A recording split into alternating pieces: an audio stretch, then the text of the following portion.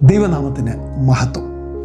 ഉൽപ്പത്തി പുസ്തകം 1-ാമത്തെ അധ്യായം 6-ാമത്തെ വാക്യവും 9-ാമത്തെ വാക്യവും വായിച്ച് ഒരു ലഘു സന്ദേശം നിങ്ങളോട് അറിയിക്കാൻ ആഗ്രഹിക്കുന്നു.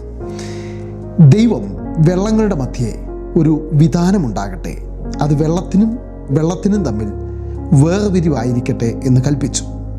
9-ാമത്തെ വാക്യം, ദൈവം ആകാശത്തിന് കീഴുള്ള വെള്ളം ഒരു സ്ഥലത്ത് കൂടട്ടെ, ഉണങ്ങിയ നിലം കാണട്ടെ എന്ന് കൽപ്പിച്ചു.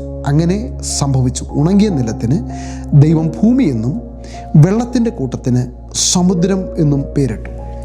ആദിയിൽ ദൈവം ആകാശവും ഭൂമിയും സൃഷ്ടിച്ചുവെങ്കിലും 3-ാമത്തെ ദിവസമാണ് ദൈവം ഒരു പ്രത്യേക കാര്യം ചെയ്യുന്നത്.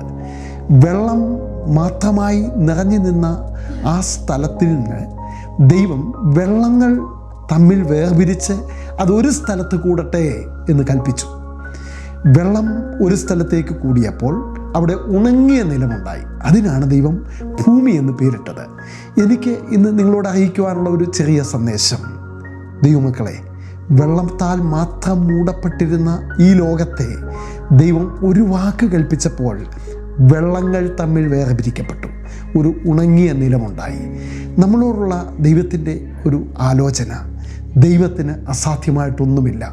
വെള്ളങ്ങൾ കൊണ്ട് മാത്രം മൂടപ്പെട്ട ഈ ലോകത്തിൽ ഒരു ഉണങ്ങിയ കര വന്നെങ്കിൽ, അത് ഭൂമിയായി മാറിയെങ്കിൽ, നമ്മുടെയും ജീവിതത്തിൽ വെള്ളത്തിലൂടെ കടക്കേണ്ട, വെള്ളം നമ്മെ മൂടുന്ന എത്രയോ സാഹചര്യങ്ങളുണ്ടാകും.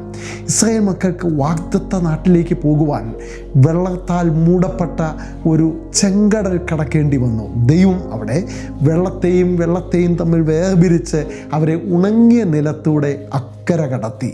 നമ്മുടെയും ജീവിതത്തിൽ ഇന്ന് ആരുടെയെങ്കിലും ജീവിതത്തിൽ അടുത്ത ചുവട് വെക്കാൻ കഴിയാതെ വെള്ളത്താൽ മൂടപ്പെട്ട അവസ്ഥയാണെങ്കിൽ, അവിടെ ഉണങ്ങിയ ഒരു നിലം നിങ്ങൾക്ക് വേണ്ടി ദൈവം ഒരുക്കി.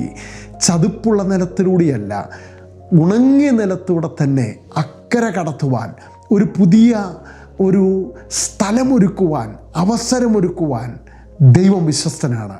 ദൈവം നിങ്ങളെ അനുഗ്രഹിക്കട്ടെ.